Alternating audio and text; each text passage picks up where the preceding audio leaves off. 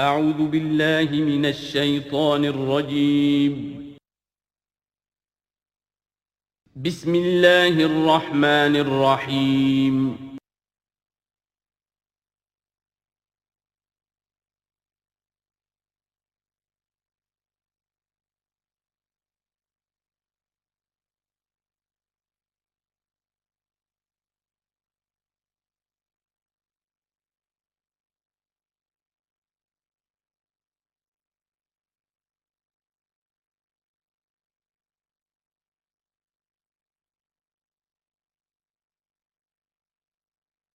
الحمد للہ وکفیٰ والصلاة والسلام علی عبادہ الذین اصطفیٰ، خصوصاً علی افضلہم وخاتم النبیین محمد الامین وعلی آلہ وصحبہ اجمعین. اما بعد فقد قال اللہ تبارک وتعالی کما ورد فی سورۃ الحدید: اعوذ باللہ من الشیطان الرجیم، بسم اللہ الرحمن الرحیم. سبح للہ ما فی السماوات والارض وہو العزیز الحکیم.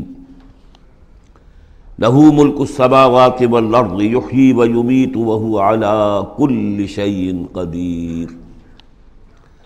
هو الاول والآخر والظاہر والباطن وهو بكل شيء علیم. صدق اللہ العظیم. رب اشرح لي صدری ویسر لي امری واحلل عقدۃ من لسانی یفقہوا قولی. اللہم ربنا الہمنا رشدنا واعذنا من شرور انفسنا. اللہم ارنا الحق حقا وارزقنا اتباعہ وارنا الباطل باطلا وارزقنا اجتنابہ. اللہم وفقنا لما تحب وترضى وتقبل منا فإنك خیر المتقبلین. اللہم ارحمنا بالقرآن العظیم واجعلہ لنا اماما ونورا وہدى ورحمہ. اللہم ذکرنا منہ ما نسینا وعلمنا منہ ما جہلنا وارزقنا تلاوتہ آناء اللیل واطراف النہار واجعلہ لنا حجتا یا رب العالمین، آمین. سورہ حدید سے قرآن حکیم میں جو مکی اور مدنی صورتوں کے 7 گروپ ہیں، ان میں سے چھٹے گروپ کی مدنی صورتوں کا آغاز ہو رہا ہے. یہ مقام اس اعتبار سے بہت اہم ہے کہ ایک تو یہ کہ پورے قرآن مجید میں تعداد کے اعتبار سے مدنی صورتوں کا یہ سب سے بڑا گلدستہ ہے. سورہ حدید سے شروع ہو کر جو 27ویں پارے کی آخری صورت ہے، پھر سورہ تحریم تک کہ جو 28ویں پارے کی آخری صورت ہے، یہ مسلسل صورتیں ہیں 10. اگرچہ حجم کے اعتبار سے یہ زیادہ نہیں ہے، 1.25 پارے سے بھی کم، لیکن صورتوں کی تعداد کے اعتبار سے یہ مدنی صورتوں کا سب سے بڑا گلدستہ ہے قرآن حکیم میں. اس لیے کہ ذہن میں تازہ کر لیجئے، پہلے سورہ بقرہ، آل عمران، سورہ نساء، سورہ مائدہ، اگرچہ 6.25 پارے لیکن صورتیں تو 4 ہی تھیں. پھر سورہ انفال، سورہ توبہ 2 صورتیں، پھر سورہ نور 1 صورت، پھر سورہ احزاب 1 صورت، پھر 3 صورتیں سورہ محمد صلی اللہ علیہ وسلم، سورہ فتح اور سورہ حجرات. یہ 10 صورتیں. دوسری نمایاں بات ان کی یہ ہے کہ ان میں سے 5 صورتیں وہ ہیں جن کا آغاز ہوتا ہے سبح للہ یا یسبح للہ کے الفاظ سے. تسبیح کرتی ہے اللہ کی ہر شے جو آسمانوں میں ہے اور ہر شے جو زمین میں ہے. یہ تسبیح کا ذکر فعل ماضی میں بھی ہے، فعل مضارع میں بھی ہے، اور فعل مضارع عربی زبان میں حال اور مستقبل دونوں کو کور کرتا ہے. تو گویا کہ زمان و مکان کا پورا احاطہ ہو گیا کہ جو کچھ آسمانوں میں ہے اور جو کچھ زمین میں ہے وہ اللہ کی تسبیح بیان کر رہا ہے، ہمیشہ سے، اب بھی کر رہا ہے اور ہمیشہ کرے گا. ان صورتوں کا ایک خصوصی پھر نام ہے، ان میں سے المسبحات، وہ صورتیں کہ جو تسبیح باری تعالیٰ کے ذکر سے شروع ہوتی ہیں۔ اس میں شامل کرتے ہیں بعض لوگ سورۃ الاعلیٰ کو بھی، سبح اسم ربک الاعلیٰ، لیکن وہاں وہ حکم کی صورت میں ہے۔ یہ مسبحات جو ہیں اس گروپ میں ان کی خصوصی شان ہے۔ تیسری بات جو کہ مضامین کے اعتبار سے ہے، بلکہ زمانہ نزول کے اعتبار سے پہلے سمجھ لیجئے۔ پہلی بات میں نے عرض کی کہ قرآن حکیم میں مدنی صورتوں کا تعداد سور کے لحاظ سے سب سے بڑا گلدستہ، ان میں سے 5 مسبحات۔ تیسری بات یہ کہ ان سب کا باستثناء واحد زمانہ نزول جو ہے وہ حضور صلی اللہ علیہ وسلم کا جو مدنی دور ہے سیرت مبارکہ کا، اس کا نصف آخر ہے، یعنی سن 5 کے بعد نازل ہوئی ہے، سوائے ایک صورت کے، تو آ جائے گی سامنے۔ باقی جو 9 صورتیں ہیں یہ سب کی سب بات کی ہے۔ اس سے جو متعلق بنتی ہے بات وہ یہ ہے کہ اس زمانے میں مسلمانوں میں جوش جہاد، ذوق شہادت، جذبہ انفاق، بحیثیت مجموعی اس میں کچھ کمی آ گئی تھی۔ یہ کمی میں پہلے بھی اشارہ کر چکا ہوں کہ معاذ اللہ اس اعتبار سے نہیں ہوئی کہ سابقون الاولون کے ذوق میں اور شوق میں اور جذبے میں کمی آ گئی، لیکن چونکہ تعداد بڑھی مسلمانوں کی، اور اب اکثریت ان لوگوں کی تھی کہ جو ایمان لائے ہیں ہجرت کے بعد، ان کی اس طرح کی تربیت تو نہیں ہوئی جیسے کہ مکے والوں کی ہوئی تھی 12 برس تک۔ اس اعتبار سے اوسط جب نکالیں گے تو اوسط کے اعتبار سے یقیناً ادھر کچھ اب اضمحلال کے آثار تھے۔ یہ آیت سورہ انفال میں بھی آ چکی ہے، الآن فیکم ضعف، اب تمہارے اندر کچھ کمزوری آ گئی ہے۔ پہلے تم ایک مومن 10 کافروں پر بھاری ہو سکتا تھا، اب ہم ایک کے مقابلے میں 2 پر فتح دیں گے۔ یہ بات سورہ انفال میں آ چکی ہے، لیکن یہاں خاص طور پر نوٹ کیجئے کہ ان تمام صورتوں کے پس منظر میں وہ اضمحلال ہے۔ نتیجہ یہ ہے کہ ان تمام صورتوں میں مسلمانوں کو جیسے کہ جھنجھوڑا جا رہا ہے، تمہیں کیا ہو گیا؟ سورہ صف میں آپ دیکھیں گے، یا ایھا الذین آمنوا لم تقولون ما لا تفعلون، کیا ہو گیا تمہیں؟ کیوں کہتے ہو جو کرتے نہیں ہو؟ اسی سورہ حدید میں آئے گا، وما لکم لا تؤمنون باللہ، تمہیں کیا ہو گیا؟ اللہ پر ایمان پختہ کیوں نہیں رکھتے؟ وما لکم الا تنفقوا فی سبیل اللہ، تمہیں کیا ہو گیا ہے؟ اللہ کی راہ میں خرچ کیوں نہیں کرتے؟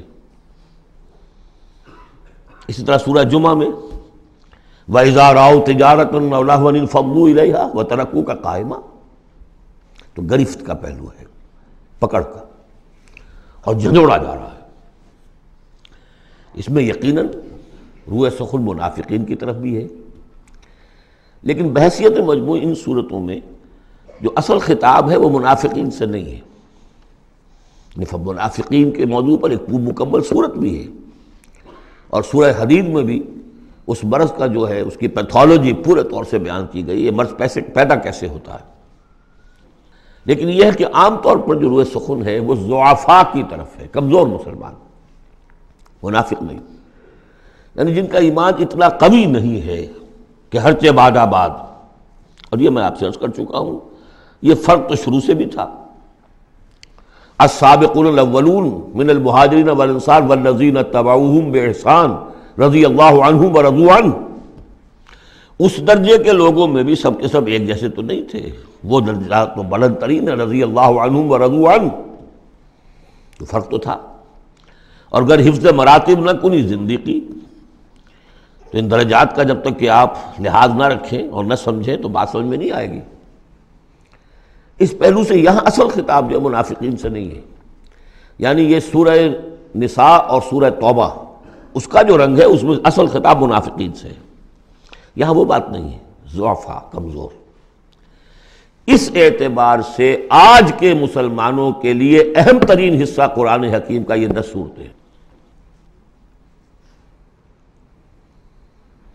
آج کا ایک مسلمان ان 10 صورتوں کو سمجھ لے، تو گویا پورے قرآن کا خلاصہ اس کو مل جائے گا۔ ایک تو اس اعتبار سے بھی کہ جیسے میں نے عرض کیا نفاق کا مضمون آیا سورہ نساء میں، سورہ توبہ میں، اور بھی صورتوں میں آیا، سورہ قتال سے شروع ہو گیا، لیکن یہ کہ ایک چھوٹی سی صورت ہے 11 آیتوں کی اس مجموعے میں، سورۃ المنافقون، وہ خلاصہ ہے اس پوری بحث کا۔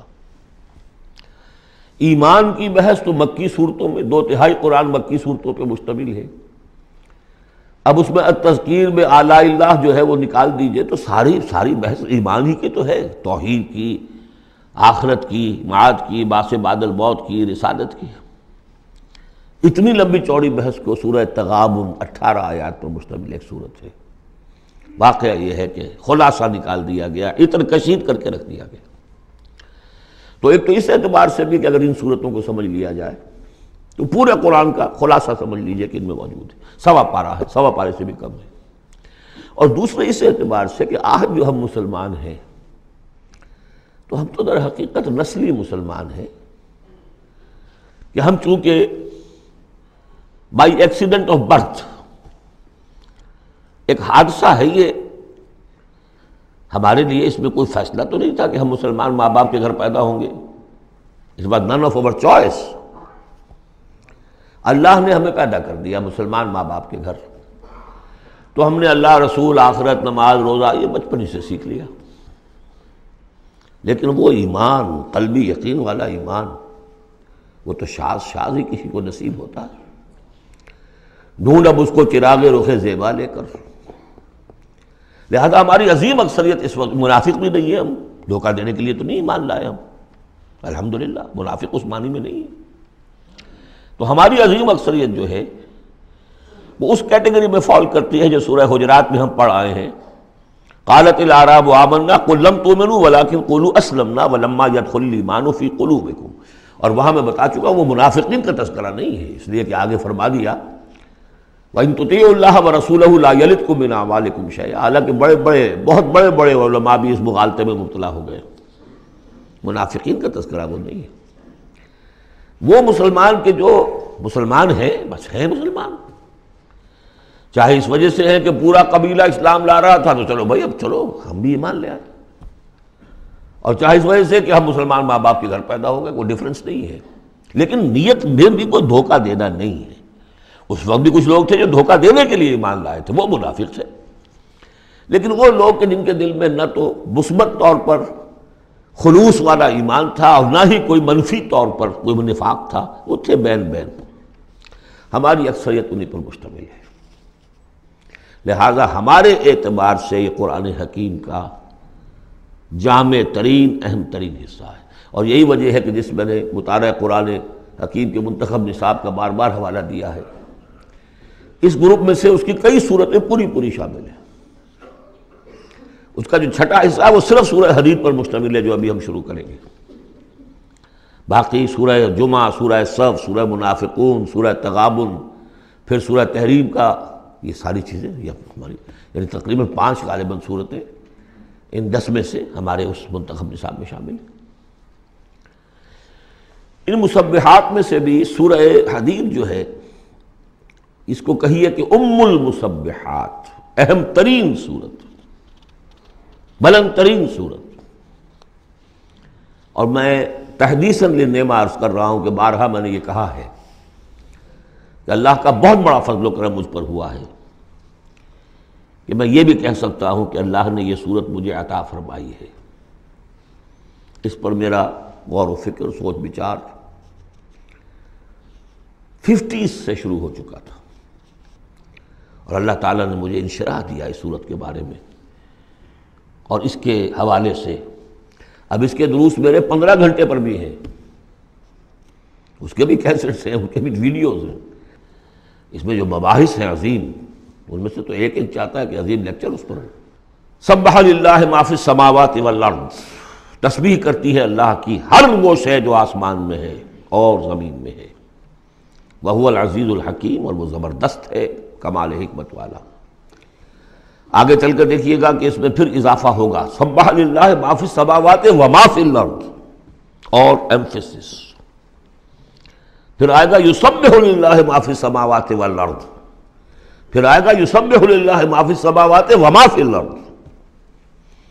تو یہ مضمون جو ہے ان صورتوں کا بہت اہم ہے۔ یہ تسبیح سے مراد کیا ہے؟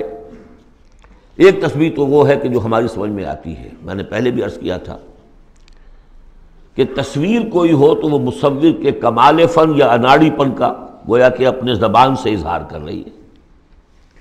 آپ دیکھتے ہی کہتے ہیں کسی اناڑی کی بنائی ہوئی تصویر ہے، یا آپ چاہنے صاحب کسی بڑے ماہر فن مصور نے بنایا۔ گویا کہ تصویر اپنے مصور کے کمال فن یا اس کی عدم مہارت پر دلالت کر رہی ہے۔ اگر کمال فن پر کر رہی ہے تو گویا کہ زبان حال سے وہ تصویر اپنے مصور کی تعریف کر رہی ہے۔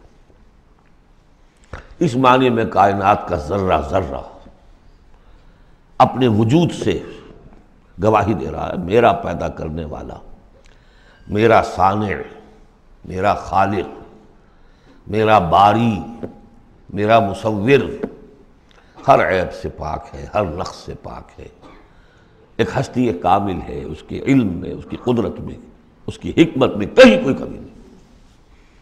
یہ تسبیح حالی ہے، زبان حال سے۔ اور جیسے کہ سورہ بنی اسرائیل میں ہم دیکھ آئے ہیں، یہ بھی ہو سکتا ہے کہ اللہ نے ہر ایک شے کو زبان دی ہو۔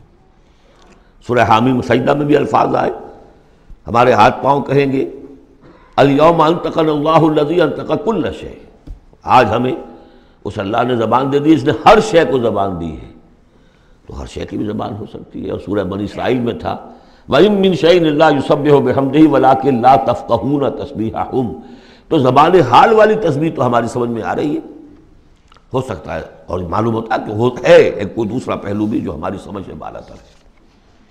وَهُوَ الْعَزِيزُ الْحَكِيمُ، یہ دو اسماء اللہ تعالیٰ کے بار بار آئے ہیں، بہت مرتبہ آئے ہیں، اور ان صورتوں میں خاص طور پر آپ دیکھیں گے بہت تکرار ہوگی ان کی۔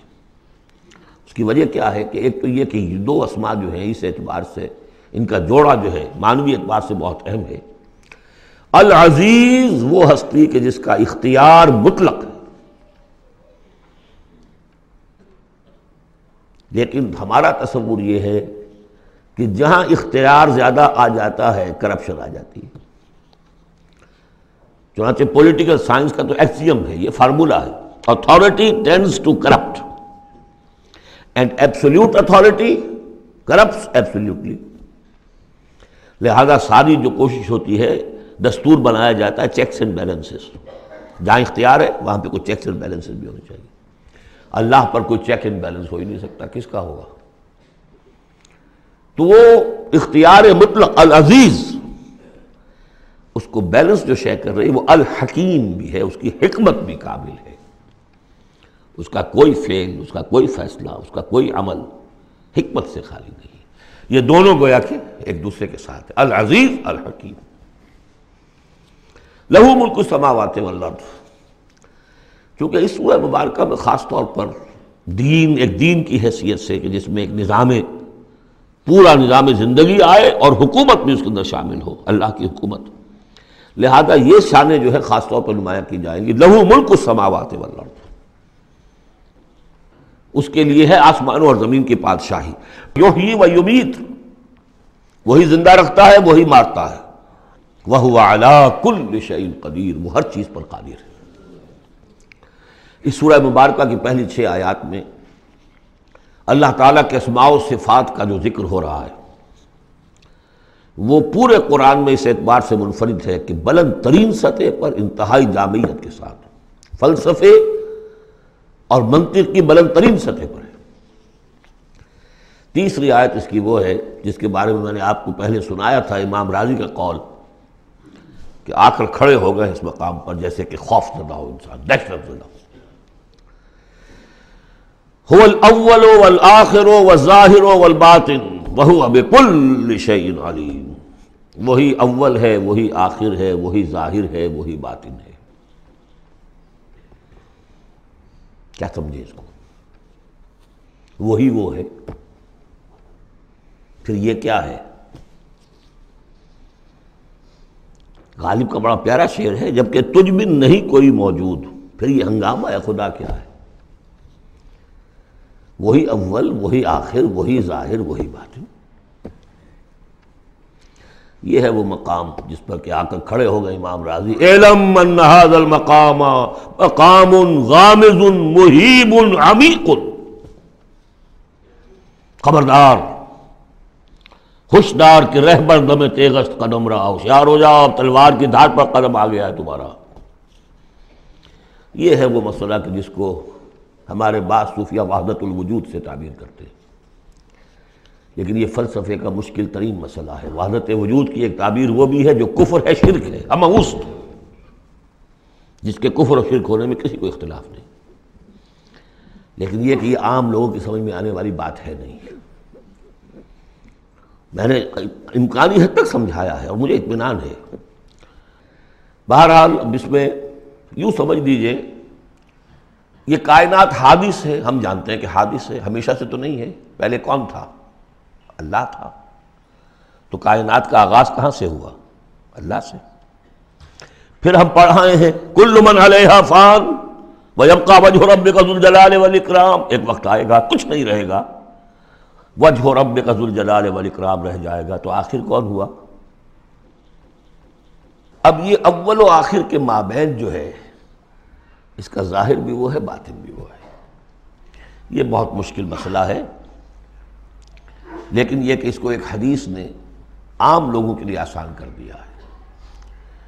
حضور یہ دعا کرتے تھے، اے اللہ انت الاول فلیس قبلک شیء، تو وہ پہلا ہے کہ جس سے پہلے کوئی شے نہیں تھی، وانت الآخر فلیس بعدک شیء، تو وہ آخر ہے کہ تیرے بعد کچھ نہیں، وانت الظاہر فلیس فوقک شیء، تو اس سے اوپر کوئی شے نہیں، وانت الباطن فلیس دونک شیء۔ بہرحال اس کو اسی حد تک اس وقت رکھیے، جن کو زیادہ شوق ہو جائے وہ پھر میرے وہ تفصیلی کیسٹس کی طرف رجوع کریں۔ هو الاول والآخر والظاہر والباطن وهو بكل شيء علیم، وہ ہر چیز کا علم رکھتا ہے۔ اب تو واضح ہو گیا ہے ہی وہ۔ اس سے پہلے ہم پڑھا تھے نحن اقرب الیہ من حبل الورید، تو اس حوالے سے تو یہ دو صفات اللہ کی خاص طور پر آپ دیکھیں گے قرآن میں، علی کل شیء قدیر بکل شیء علیم، دو چیزیں آئیں گی خاص طور پر، ہر چیز کا علم رکھنے والا، ہر چیز پر قادر۔ هو الذی خلق السماوات والارض فی ستۃ ایام، وہی ہے جس نے بنائے آسمان اور زمین 6 دنوں میں، ثم استوى علی العرش، پھر متمکن ہوا تخت حکومت پر، عرش پر۔ یعلم ما یلج فی الارض، یہ پہلے بھی آیت آ چکی ہے سورہ فاطر میں غالباً یا سورہ سبا میں۔ وہ جانتا ہے جو کچھ کہ داخل ہوتا ہے زمین میں، وما یخرج منہا، جو کچھ نکلتا ہے اس سے، وما ینزل من السماء، اور جو کچھ اترتا ہے آسمان سے، وما یعرج فیہا، اور جو چڑھتا ہے اس میں، وہو معکم، ویسے پانی بھی اترتا ہے، بخارات بھی چڑھتے ہیں، فرشتے اترتے ہیں احکام خداوندی لے کر، اور پھر وہ چڑھتے ہیں، یا تو انسانوں کی جانیں لے کر بھی چڑھ رہے ہوتے ہیں، یا یہ کہ جو بھی یہاں پر ہو رہا ہے اس کی رپورٹس لے کر چڑھتے ہیں۔ زمین کے اندر پانی جذب ہوتا ہے، بیج داخل ہوتا ہے، نکلتا ہے پودا، ان تمام چیزوں کا احاطہ کیا۔ وَهُوَ مَعَكُمْ أَيْنَمَا كُنْتُمْ، تم جہاں کہیں بھی ہوتے ہو وہ تمہارے ساتھ ہوتا ہے۔ وَاللَّهُ بِمَا تَعْمَلُونَ بَصِيرٌ، اللہ تعالیٰ جو کچھ تم کر رہے ہو اسے دیکھ رہا ہے، خود چشمدید گواہ ہے۔ پھر دیکھیے لَهُ مُلْكُ السَّمَاوَاتِ وَالْأَرْضِ، توحید کا یہ تقاضا کہ بادشاہی اسی کی ہو، ایک عقیدے کی توحید ہے بس، یہ کہ بادشاہی اسی کی ہو، لَهُ مُلْكُ السَّمَاوَاتِ، آسمان اور زمین کی بادشاہی اسی کی ہے۔ وَإِلَى اللَّهِ تُرْجَعُ الْأُمُورُ، تمام معاملات اسی کی طرف لوٹا دیے جائیں گے۔ یولج اللیل فی النہار ویولج النہار فی اللیل، وہ پرو لاتا ہے رات کو دن میں اور پرو لاتا ہے دن کو رات میں، یہ مضمون بھی کئی مرتبہ آ چکا ہے۔ وَهُوَ عَلِيمٌ بِذَاتِ الصُّدُورِ، علم کو دیکھیے کتنی مرتبہ دہرایا ہے، بِكُلِّ شَيْءٍ عَلِيمٌ، يَعْلَمُ مَا يَلِجُ فِي الْأَرْضِ وَمَا يَخْرُجُ مِنْهَا وَمَا يَنزِلُ مِنَ السَّمَاءِ وَمَا يَعْرُجُ فِيهَا، اور یہاں ہوا علیم بذات الصدور، سینوں کے اندر جو کچھ ہے اس کو بھی جانتا ہے۔ یہ 6 آیات ہیں، یہ پہلا حصہ ہے سورۃ مبارکہ کا، اور یہ شاندار تمہید بنی، آگاہ ہو جاؤ کس کا کلام پڑھ رہے ہو، کس سے ہم کلام ہو۔ ہوشدار کہ رہ بردم تیغست قدم را۔ اب دیکھیے ایک آیت میں جو تقاضا ہے، یہ تو اللہ ہے، ایسا ہے، اسی کی بادشاہی ہے، وہ سب جانتا ہے، وہ ہر چیز پر قدیر ہے، یہ سب کیا ہے؟ نیریٹو ہے، اور یہ ہے توحید فی العقیدہ۔ اس کا تقاضا کیا ہے؟ آمنوا باللہ ورسولہ وانفقوا مما جعلکم مستخلفین فیہ فالذین آمنوا منکم وانفقوا لہم اجر کبیر۔ دو لفظوں میں تقاضا آیا، ایمان لاؤ اللہ پر اور اس کے رسول پر، اور خرچ کر دو ان سب میں سے جس میں اس نے تمہیں خلافت عطا کی ہے۔ سب سے پہلی خلافت تمہیں عطا کی اس جسم میں، اسے اللہ کے لیے لگاؤ۔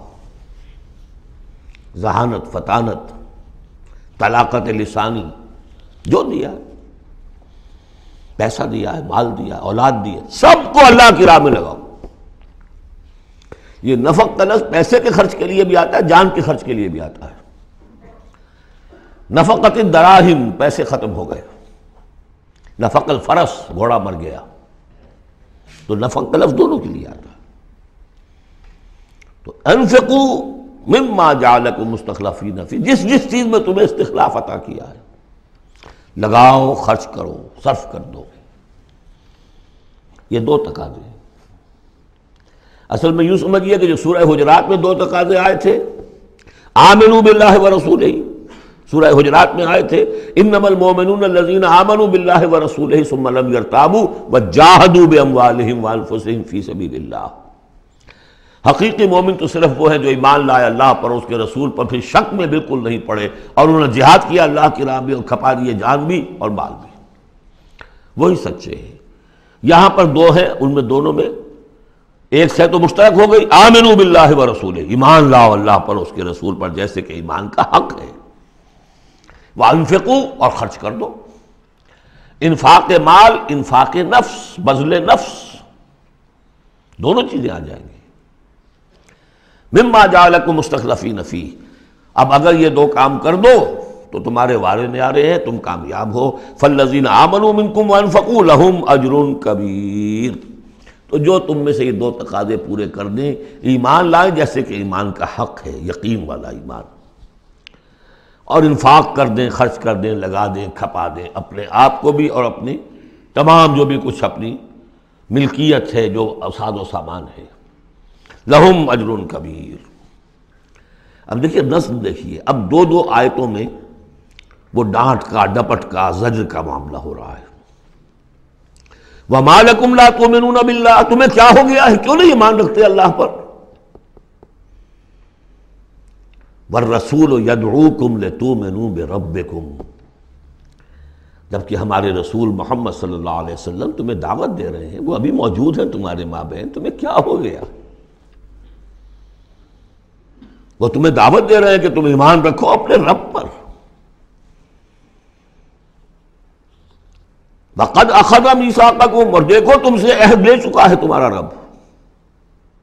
اگر تم ایمان کا دعویٰ کرتے ہو تو عہد در عہد، ایک عہد تو تم کر کے آئے تھے، أَلَسْتُ بِرَبِّكُمْ قَالُوا بَلَىٰ، پھر ایک عہد تم نے کیا سَمِعْنَا وَأَطَعْنَا، پھر تم نے عہد کیا ان اللہ اشترى من المؤمنین انفسهم واموالهم بان لهم الجنہ، بیع و شرح ہو چکی ہے۔ وقد اخذ میثاقکم، وہ تم سے عہد لے چکا ہے، ان کنتم مؤمنین، اگر تم حقیقتاً مومن ہو، دعویٰ تو کر رہے ہو ایمان کا۔ ساتھ ہی اب راستہ بتا دیا، اگر تم اپنی گریبان میں جھانکو اور محسوس کرو کہ وہ یقین والا ایمان تو نہیں ہے، اندر تو کچھ خلاصہ ہے، اللہ کرے کہ ہمیں اس کا احساس ہو جائے، اپنی گریبانوں میں جھانکیں۔ اسلام تو ہے، اللہ کا شکر ہے، جو یہاں آئے ہوئے ہیں، دور دور سے آئے ہوئے ہیں، تو اسلام تو ہے، روزہ نماز تو ہے، لیکن اپنے اندر جھانکے وہ ایمان، یقین والا ایمان۔ اگر احساس ہو جائے کہ نہیں ہے تو معلوم ہونا چاہیے کہاں سے ملے گا یہ۔ هو الذی ينزل على عبده آیات بینات لیخرجکم من الظلمات الى النور، وہی تو ہے جو اپنے بندے پر صلی اللہ علیہ وسلم یہ آیات بینات نازل کر رہا ہے تاکہ نکالے تمہیں اندھیروں سے روشنی کی طرف۔ گویا کہ ایمان حقیقی، یقین والے ایمان کا منبع، سرچشمہ، اس کی سورس یہ ہے اللہ کی کتاب۔ اسے پڑھو، سمجھ کر پڑھو، تدبر کرو، غور و فکر کرو، محسوس کرو گے کہ تمہارے اندر ایک ہلچل ہے، تمہاری فطرت کے تار، یہ قرآن چھیڑے گا انہیں۔ نغمے بیتاب ہے تاروں سے نکلنے کے لیے، ایک ذرا چھیڑ تو دے زخمہ مضراب حیات، اور اس سے خود تمہارے اندر سے ابھر کر ایمان اندر سے ابھرے گا۔ تمہارے اندر ہے، سویا ہوا ہے، تمہاری روح میں ہے، ڈورمنٹ ہے، صرف ایکٹیویٹ کرنے کی بات ہے، اور یہ آیات قرآنیہ انہیں ایکٹیویٹ کرتی ہیں۔ هو الذی ينزل علی عبدہ آیات بینات لیخرجکم من الظلمات الی النور وان اللہ بکم لرؤوف رحیم، اور یقیناً اللہ تمہارے حق میں بہت رؤوف اور رحیم ہے۔ اب آپ نے دیکھ لیا سورس جو ہے اس ایمان کا وہ کیا ہے، قرآن۔ سورہ شورى میں ہم دیکھ آئے ہیں خود حضور کو کہاں سے ملا، وَكَذَلِكَ أَوْحَيْنَا إِلَيْكَ رُوحًا مِّنْ أَمْرِنَا مَا كُنْتَ تَدْرِي مَا الْكِتَابُ وَلَا الْإِيمَانُ وَلَكِنْ جَعَلْنَاهُ نُورًا نَهْدِي بِهِ مَن نَّشَاءُ مِنْ عِبَادِنَا۔ اے نبی، آپ کو تو معلوم نہیں تھا کتاب کسے کہتے ہیں، شریعت کسے کہتے ہیں، نہ آپ تورات سے واقف، نہ آپ انجیل سے واقف، آپ تو مکے کے امیین میں سے تھے۔ ایمان کسے کہتے ہیں؟ وَلَكِنْ جَعَلْنَاهُ، اس قرآن کو ہم نے نور بنا کر آپ پر اتارا ہے۔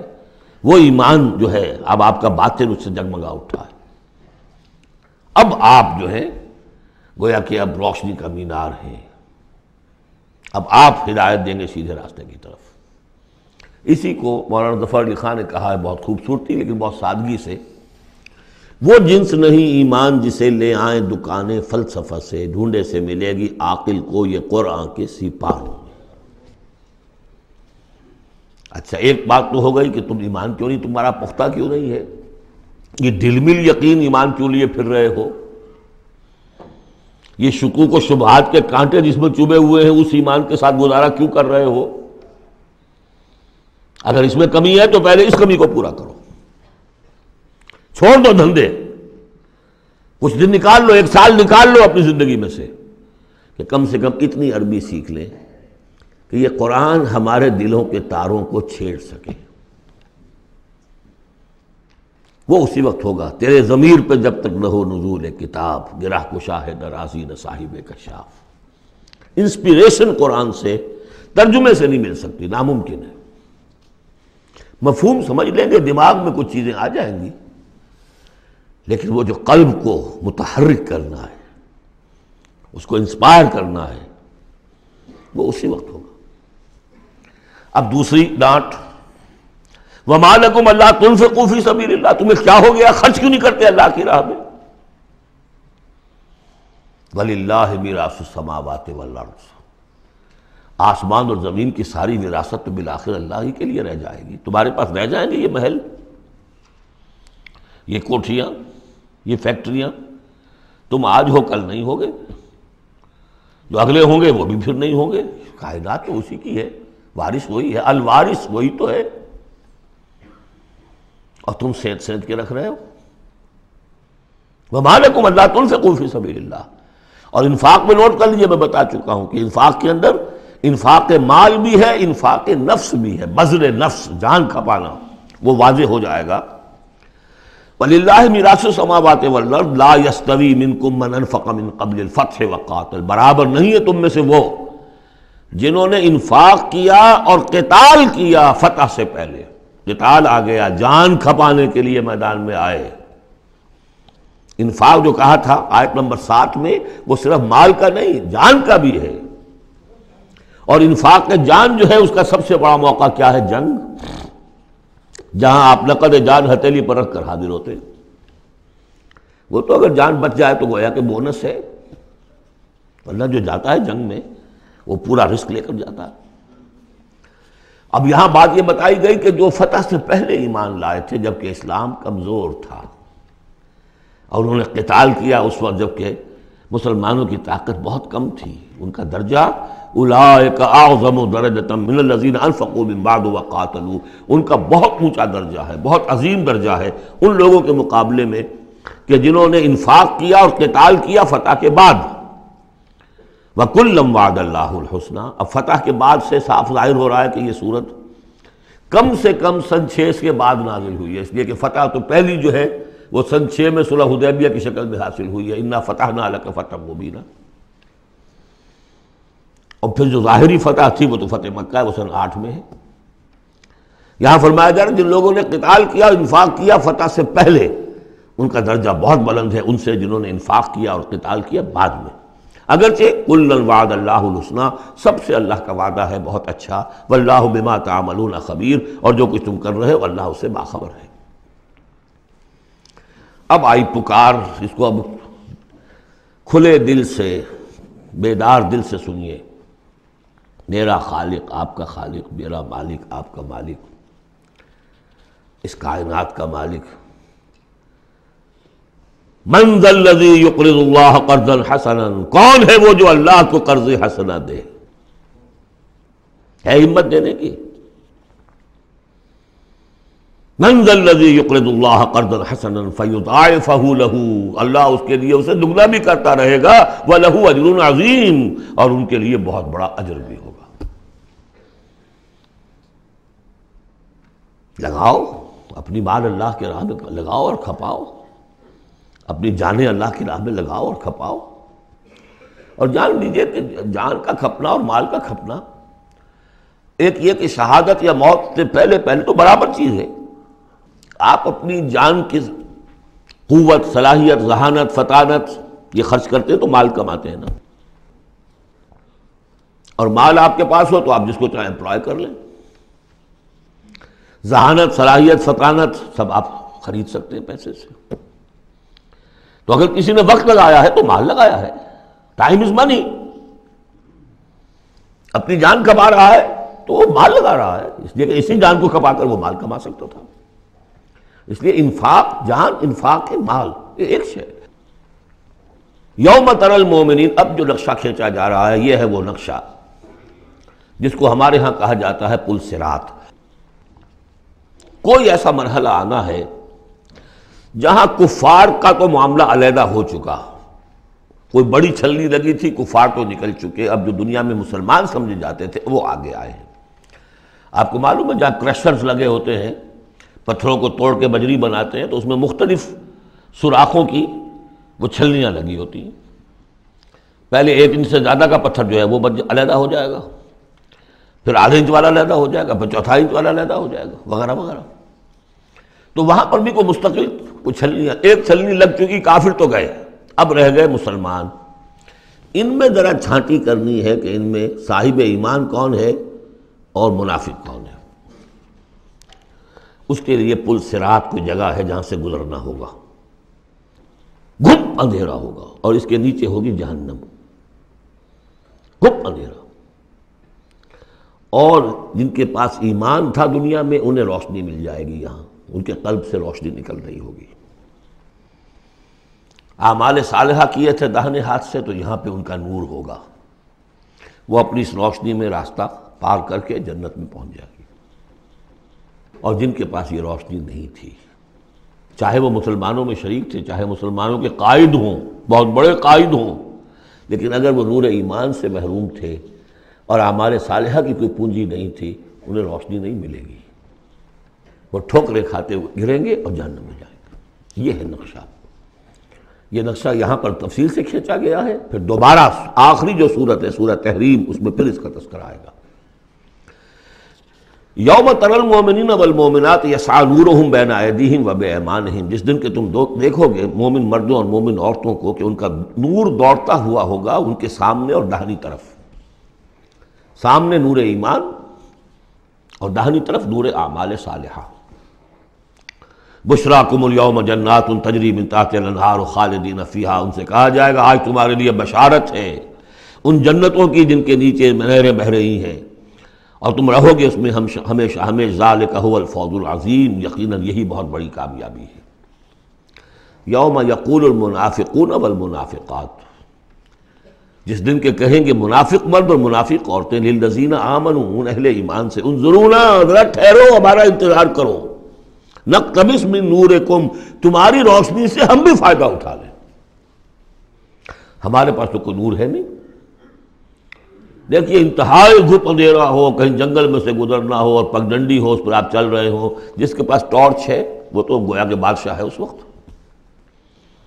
اور وہ تیز تیز قدم اٹھا رہا ہے، پیچھے والا کہتا ہے کہ بھائی ٹھہرو بھیا، تمہارے پاس تو ٹارچ ہے، ہمیں بھی ساتھ لے کے چلو۔ وہی نقشہ ہے، انظرونا، ہمیں مہلت دو، انتظار کرو ہمارا، ذرا ٹھہرو، کہاں بڑھے چلے جا رہے ہو۔ اقتبس من نورکم، یہی وہ لفظ ہے اقتباس، قبس کہتے ہیں چنگاری کو، کسی چولہے میں سے چنگاری لا کر اپنے چولہے میں آگ جلا دینا، ہم تمہارے اس نور سے فائدہ اٹھا لیں۔ قیل ارجعوا وراءکم فالتمسوا نورا، کہا جائے گا لوٹ جاؤ پیچھے کی طرف اور تلاش کرو نور۔ یہ نور یہاں نہیں ملا، دنیا سے کما کر لایا گیا ہے۔ یہاں قیلا کہا گیا، قالو نہیں کہا گیا۔ اہل ایمان کی شرافت اور مروت سے یہ بعید ہے کہ وہ یہ جواب دے، کوئی کہنے والا ہوگا اللہ کا فرشتہ، قیلا کہا جائے گا، قیل ارجعوا وراءکم، لوٹ جاؤ پیچھے کی طرف، فالتمسوا نورا، اگر ہو سکتا ہے جاؤ دوبارہ دنیا کے اندر، وہاں جا کر ایمان اور عمل صالح کی کمائی کر کے لاؤ تو یہ نور ہوگا۔ فضرب بینہم بسور لہ باب، اور اتنے عرصے میں ان کے درمیان ایک فصیل حائل کر دی جائے گی جس میں ایک دروازہ ہوگا، باطنہ فیہ الرحمہ، اس فصیل کے اندر کی طرف رحمت ہوگی، وظاہرہ من قبلہ العذاب، اور اس کے باہر کی طرف عذاب الہی کا نزول شروع ہو جائے گا۔ یہ چھلنی ہے جو اہل ایمان اور منافقین کے درمیان لگائی جائے گی۔ اب اس اعتبار سے اگلی دو آیتیں جو ہیں قرآن مجید کا اہم ترین مقام ہے کہ یہ پیتھولوجی کیسے ڈیولپ ہوتی ہے، نفاق کیسے آتا ہے۔ ینادونہم الم نکن معکم، وہ منافق کہیں گے اے مسلمانوں کیا ہم تمہارے ساتھ نہ تھے؟ تمہارے ساتھ مسجد نبوی میں ہم نمازیں پڑھتے تھے، عیدیں پڑھتے تھے، ہم تمہارے ساتھ تھے۔ الم نکن معکم، کیا ہم تمہارے ساتھ نہ تھے؟ قالوا بلا، اب وہ کہیں گے ہاں تھے تو ہمارے ساتھ، کیوں نہیں تھے؟ ولکنکم فتنتم انفسکم، تم نے اپنے آپ کو فتنے میں ڈالا۔ فتنہ کیا ہے؟ انما اموالکم واولادکم فتنہ، مال اور اولاد سے ضرورت سے زیادہ محبت، اگر اللہ اور اس کے رسول اور اس کی راہ میں جہاد سے زیادہ محبت ہے اہل و عیال سے اور مال سے، تم نے اپنے آپ کو اپنے ہاتھوں فتنے میں ڈال لیا۔ یہاں ذرا وہ آیت اب یاد کر لیجئے جو سورہ توبہ میں ہم پڑھا ہے، آیت نمبر 24، قل ان کان آباؤکم وابناؤکم واخوانکم وازواجکم وعشیرتکم واموال اقترفتموها وتجارۃ تخشون کسادها ومساکن ترضونها احب الیکم من اللہ ورسولہ وجہاد فی سبیلہ فتربصوا حتی یاتی اللہ بامرہ واللہ لا یہدی القوم الفاسقین۔ اے نبی ان سے کہہ دیجئے کہ اگر تمہیں اپنے باپ اور بیٹے اور بھائی اور بیویاں اور رشتہ دار اور وہ مال جو بڑی محنت سے جمع کیے ہیں، وہ تجارت جس کی کساد کا تمہیں اندیشہ رہتا ہے، اور وہ حویلیاں اور محل جو تمہیں بڑے محبوب ہیں، اگر ان 8 چیزوں کی محبت زیادہ ہے تمہارے دل میں اللہ اور اس کے رسول اور اس کی راہ میں جہاد کی محبت سے، تو جاؤ دفع ہو جاؤ، انتظار کرو یہاں تک کہ اللہ اپنا فیصلہ سنا دے۔ یہ ترازو کس نے ٹلٹ کی ادھر؟ یہ 8 والا پلڑا کیوں ہوا نیچے؟ کیوں نہیں یہ 3 والا نیچے گیا؟ یہ تمہارا فیصلہ ہے، اٹ واز یور چوائس، لہذا فتنتم انفسکم، تم نے خود اپنے آپ کو فتنے میں ڈالا، اور یہ فتنے میں جب ڈالا وتربصتم، نتیجہ تربص نکلا، وہی جو آیت ختم ہوئی آیت نمبر 24 سورہ توبہ کی، فتربصوا، گو مگو میں آدمی مبتلا ہو جاتا ہے، چلوں نہ چلوں، بڑھوں نہ بڑھوں، قدم بڑھاتا ہوں تو یہ خطرات آتے ہیں، یہ مصیبتیں آتی ہیں، رک جاتا ہوں تو باز پرس ہوتی ہے، پوچھا جائے گا، اچھا چلو جھوٹ بول کے جان بچا لوں گا، اس سے آگے بڑھنا شروع ہوتا ہے بس۔ وَلَكِنَّكُمْ فَتَنْتُمْ أَنفُسَكُمْ وَتَرَبَّصْتُمْ وَارْتَبْتُمْ، اور پھر ایک مرحلہ آتا ہے کہ وہ ایمان کی تھوڑی بہت پونجی جو تھی اس میں ریب اور شکوک و شبہات کے کانٹے چڑھنے شروع ہو جاتے ہیں، کیا پتہ ہوگی بھی کہ نہیں آخرت، یہ دنیا نقد ہے، اس کی لذت نقد، اس کی کلفت نقد، اس کا عیش نقد، اس کی تکلیف نقد. پتہ نہیں آخرت ہوگی کہ نہیں ہوگی. پھر شکوک و شبہات آئیں گے. آخری بات وغرتکم الامانی، پھر تمہیں دھوکہ دیا مزید تمہاری خواہشات نے. اللہ بڑا بخشنے والا ہے، اللہ پالن ہار ہے، اللہ بخشن ہار ہے. ہم کچھ بھی کریں آخر تیرے محبوب کی امت میں ہیں. We are the chosen people of the Lord. غرتکم الامانی، کبھی خیال ہوتا بھی ہے تو یہ تھپکیاں دے دے کر یہ امانی جو ہے یہ سلا دیتی ہے. وغرکم باللہ الغرور حتی جاء امر اللہ، یہاں تک کہ اللہ کا فیصلہ آ گیا. وغرکم باللہ الغرور، اور تمہیں خوب دھوکہ دیا اللہ کے نام پر اس دھوکے باز نے، شیطان لعین نے. یہ سورہ لقمان میں آ چکا ہے. فلا یغرنکم الحیات الدنیا ولا یغرنکم باللہ الغرور. یہ ہے سٹیجز. دنیا، مال، اسباب، اولاد، کاروبار، ان چیزوں میں اتنا انہماک کہ اللہ اور اس کا رسول اور اللہ کی راہ میں جہاد کی جو محبت ہے وہ کمتر ہو جائے. یہ نقطہ آغاز ہے. یہاں سے تربص، تربص سے ریب و شکوک، اور ریب و شکوک سے آگے نفاق. فَالْيَوْمَ لَا يُؤْخَذُ مِنْكُمْ فِدْيَةٌ وَلَا مِنَ الَّذِينَ كَفَرُوا، تو آج نہ تم سے کوئی فدیہ قبول کیا جائے گا اور نہ کافروں سے. اشارہ کر دیا گیا دنیا میں تم مسلمانوں کے ساتھ تھے، یہاں تمہارا حشر اب کافروں کے ساتھ ہے. یہی نفاق کی حقیقت ہے. منافق دنیا میں مسلمان شمار ہوتا ہے، قانون میں مسلمان ہے. آخرت میں جا کر پردہ کھلے گا کہ ایمان کی حقیقت تو تھی ہی نہیں. یہ تو ایک عقیدہ تھا، لیے پھرتا تھا، ایک ڈوگما تھا. دل میں وہ بات نہیں تھی. وَلَمَّا يَدْخُلِ الْإِيمَانُ فِي قُلُوبِكُمْ، وہ ایمان ابھی تمہارے دلوں میں داخل نہیں ہوا تھا. دل کے اندر ایمان نہیں تو نور کہاں سے آ جائے گا؟ اور دل میں ایمان نہیں تو جو نیکی بھی کر رہے ہیں وہ دکھاوے کی نیکی ہے، وہ دنیا میں لوگوں کے اندر شہرت حاصل کرنے کی نیکی ہے. ہاں ایمان یہاں ہے تو اب نیکی جو ہے اس کے اندر نور ہے. فَالْيَوْمَ لَا يُؤْخَذُ مِنْكُمْ فِدْيَةٌ وَلَا مِنَ الَّذِينَ كَفَرُوا مَأْوَاكُمُ النَّارُ وَهِيَ مَوْلَاكُمْ وَبِئْسَ الْمَصِيرُ. اب تو تمہارا ٹھکانہ تو آگ ہی ہے اور وہ بہت برا ٹھکانہ ہے. وہی تمہاری مولا ہے، غم خار ہے، دم ساز ہے. کوئی اپنا شکوہ شکایت کرنی ہے، کوئی نالا و فریاد، اسی سے کہو جو کچھ کہنا ہے. بئس المصیر، اور وہ بہت برا ٹھکانہ ہے. اب یہ سب کچھ اگر آپ نے سن لیا تو اب یہ آپ سے ایک اور سوال اللہ تعالیٰ کر رہے ہیں. الم یعن للذین آمنوا ان تخشع قلوبہم لذکر اللہ وما نزل من الحق. کیا وقت آ نہیں گیا اہل ایمان کے لیے کہ ان کے دل جھک جائیں اللہ کی یاد میں اور اس کے سامنے کے جو حق میں سے نازل ہو چکا ہے. یاد ہے اس قرآن کے بارے میں سورہ بنی اسرائیل میں کیا پڑھا تھا؟ وَبِالْحَقِّ أَنزَلْنَاهُ وَبِالْحَقِّ نَزَلَ. ہم نے اس کو نازل کیا حق کے ساتھ اور یہ نازل ہوا ہے حق کے ساتھ. تاخیر، تعویق، یہ کر لوں وہ کر لوں، اس کے بعد بچیوں کے ہاتھ پیلے کرنے ہیں. ابھی ذرا بچوں کی تعلیم کا مسئلہ ہے. تعلیم کیا؟ دنیا کی تعلیم، نری تعلیم دنیا کی. خود ساری عمر گزار دی ہے جن کوچوں کی سیر کرتے ہوئے انہی کوچوں میں داخل کر رہے ہیں اپنی اولاد کو. اور ایسے ایسے لوگ بھی ہیں، ایسے ایسے ناسمجھ لوگ. کچی عمر میں برطانیہ بھیج دیا، امریکہ بھیج دیا، اور پھر روتے ہوئے آتے ہیں بچہ بگڑ گیا، بچے نے یہ کر دیا، بچہ وہ ہو گیا. یہ تو حال ہے. الم یعن للذین آمنوا ان تخشع قلوبہم لذکر اللہ وما نزل من الحق. کیا وقت آ نہیں گیا؟ کس کے منتظر ہو؟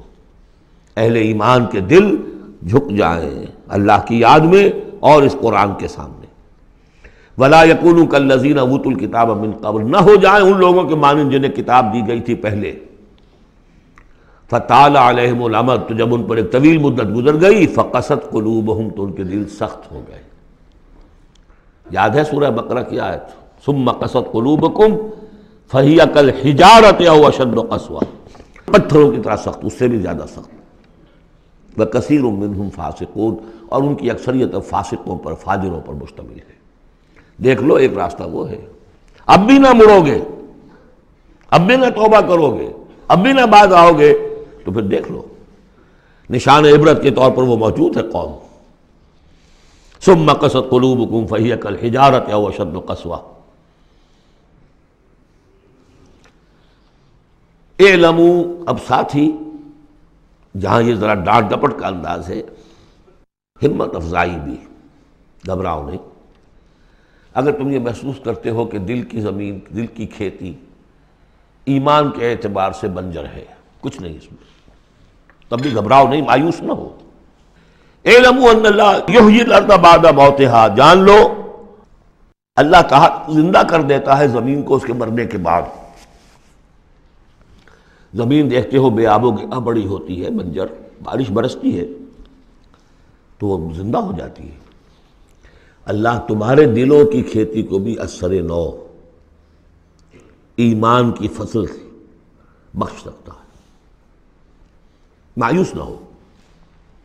اعلموا ان اللہ یحیی الارض بعد موتها قد بینا لکم الآیات لعلکم تعقلون، ہم نے تو تمہارے لیے اپنی آیات خوب واضح کر دی ہیں تاکہ تم عقل سے کام لو۔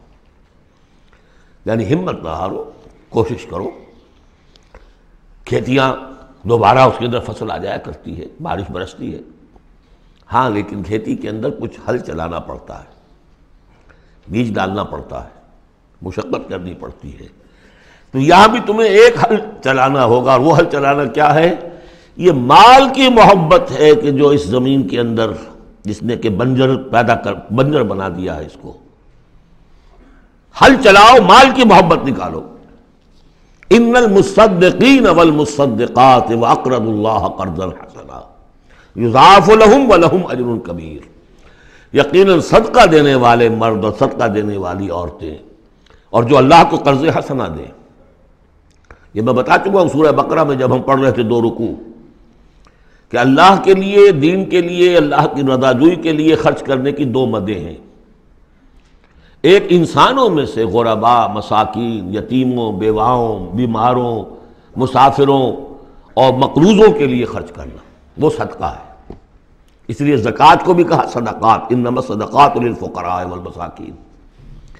ایک اللہ کے دین کے لیے، اس کی دین کی نشر و اشاعت ہے، اس کے پیغام کو پھیلانا ہے، اس کی تعلیم ہے، پھر اس دین کو غالب کرنے کی جد و جہد ہے، اس کے لیے ساز و سامان چاہیے، اس کے لیے وسائل چاہیے۔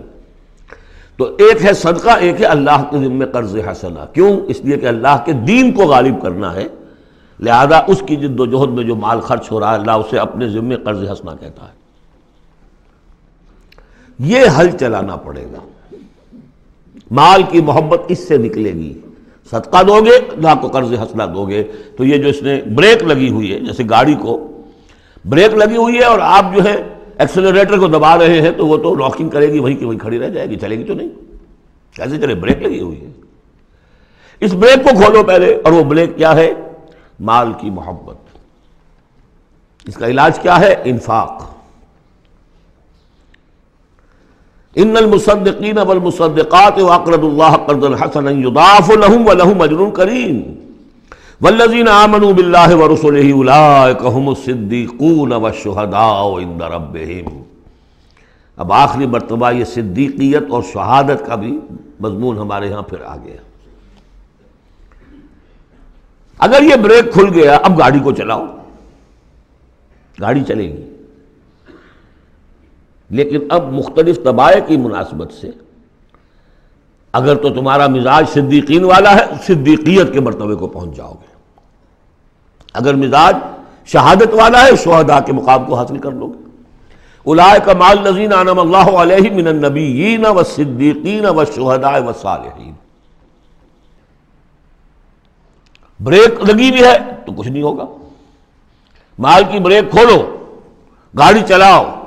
جو یہ کر لیں گے، والذین آمنوا باللہ ورسولہ، اب ایمان اور اللہ پر اور اس کے رسول پر ایمان کا، اب یہ ایکسیلریٹر دباؤ گے تو نتیجہ کیا نکلے گا؟ اولئک ھم الصدیقون والشہداء عند ربہم، انہی میں سے صدیق ہوں گے، انہی میں سے شہداء ہوں گے ان کے رب کے پاس۔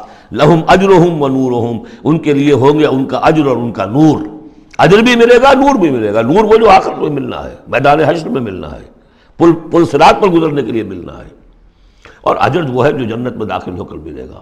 لہم اجرہم ونورہم والذین کفروا وکذبوا بآیاتنا اولئک اصحاب الجحیم، اور جن لوگوں نے کفر کیا اور ہماری آیات کو جھٹلایا، یہ لوگ ہیں جہنمی۔ اعلموا انما الحیاۃ الدنیا، لعب ولہو وزینۃ وتفاخر بینکم وتکاثر فی الاموال والاولاد۔ اب جو چیز بریک تھی اس کو سمجھ لو، بریک کی حقیقت کیا ہے؟ دنیا کی محبت۔ جان لو کہ یہ دنیا کی محبت کیا ہے اس کے سوا کہ کچھ عرصہ کھیل کود میں گزرتا ہے، لعب، بچپن میں اور کسی چیز سے کوئی دلچسپی نہیں ہوتی۔ باپ کا کاروبار ٹھیک چل رہا ہے کہ نہیں چل رہا ہے، بچوں کو اس سے کیا غرض، انہیں تو اپنا کھیل کود کرنا ہے۔ لہو، ذرا سا ٹین ایج آئی تو اب کھیل معصوم کھیل نہیں رہتا، اس میں کچھ سینشول گریٹیفیکیشن شروع ہو جاتی ہے، لو۔ اور اسی وقت جو ہے زینت، بناؤ سنگھار بہت ہوتا ہے، بہت اس ایج میں مردوں کو بھی خیال ہوتا ہے ٹھیک ٹھاک لباس ہو، پورا جو ہے ہمارے فیشن کے مطابق ہو، ویری سینسٹیو۔ اس کے بعد ذرا عمر بڑھتی ہے، تفاخر بینکم، اب فخر، نسل پر فخر، مال پر فخر، دولت پر فخر، اور فخر میں بڑھ جانا، تفاخر بینکم۔ لیکن جب ذرا زندگی ذرا اور ڈھلی، تکاثر فی الاموال والاولاد، کثرت سے مال اور اولاد۔ اس کے بعد یہ ہے، ایک سٹیج پر تو یہ ہوتا ہے کہ مونچھ نیچی نہ ہو چاہے سب کچھ چلا جائے، اور اگلی سٹیج پر یہ ہوتا ہے کہ مونچھ نیچی کیا، شیو بھی ہو جائے تو کوئی بات نہیں، مال آنا چاہیے۔ یہ عجیب آیت ہے، انسانی زندگی کے یہ نفسیاتی مراحل ہیں، بہت کم لوگوں نے سمجھا اس آیت کو۔ اس کا ہر دور میں کوئی ایک شے ہوتی ہے جو انسان کے اس ذہن پر اور نفسیاتی اعتبار سے اس کے نزدیک بڑی اہمیت کی حامل ہوتی ہے۔ بچپن میں کھیل کود، ذرا اس سے بڑا ٹین ایجرز، اس میں لہو وزینۃ، اس سے اوپر آئے تفاخر، اس سے اوپر آئے اب یہ ہے کہ بڑا ریئلسٹک ہو جاتا ہے آدمی، چھوڑو میاں ان باتوں کو، پیسے کی فکر کرو، رکھو اس کو سنبھالو۔ تکاثر فی الاموال والاولاد کا مسئلہ غیث، میں نے بارہا کہا یہ ایک لائف سائیکل ہے، ہیومن لائف سائیکل۔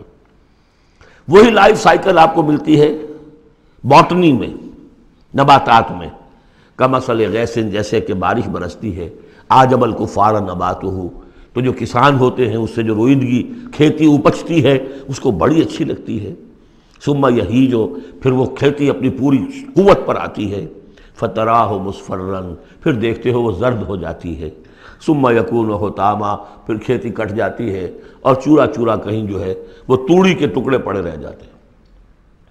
اسی طرح بچہ پیدا ہوتا ہے، بڑی خوشیاں ہیں، جشن بن رہا ہے، پھر وہ بچہ جوان ہوا ہے، ثم یہیج، اپنی پوری قوت کو پہنچ گیا ہے، فتراہ مصفرا، پھر بالوں میں بھی سفیدی آ گئی، پھر چہرے پر جھریاں آ رہی ہیں، ثم یکون حطاما، پھر مرے اور گڑھے میں دفن ہوئے اور مٹی میں مل کر مٹی ہو گئے۔ لیکن ایک زندگی آخرت کی ہے جس کے لیے کوئی اس طرح کا اینڈ نہیں ہے، وَفِي الْآخِرَةِ عَذَابٌ شَدِيدٌ وَمَغْفِرَةٌ مِّنَ اللَّهِ وَرِضْوَانٌ، اور آخرت میں ہے بہت بڑی سزا اور مغفرت اللہ تعالیٰ کی طرف سے، اور یا رضوان ہے۔ وَإِنَّهَا لَجَنَّةٌ أَبَدًا أَوْ لَنَارٌ أَبَدًا وَمَا الْحَيَاةُ الدُّنْيَا إِلَّا مَتَاعُ الْغُرُورِ، اور جان لو کہ دنیا کی یہ زندگی تو سوائے دھوکے کے ساز و سامان کی اور کچھ نہیں ہے۔ یہ تمہیں اپنے اندر گم کیے رکھتی ہے، بھلائے رکھتی ہے، نہ اللہ یاد نہ آخرت یاد، اسی میں مگن، اسی میں گم۔ کافر کی یہ پہچان کہ آفاق میں گم ہے، اور مومن کی یہ پہچان کہ گم اس میں ہے آفاق۔ بارک اللہ لی ولکم فی القرآن العظیم ونفعنی وإیاکم بالآیات والذکر الحکیم۔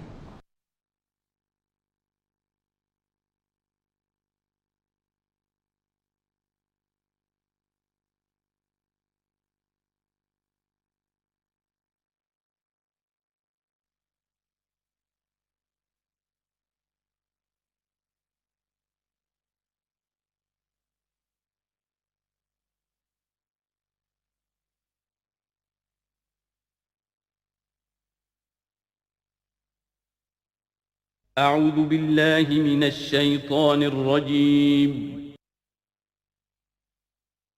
بسم الله الرحمن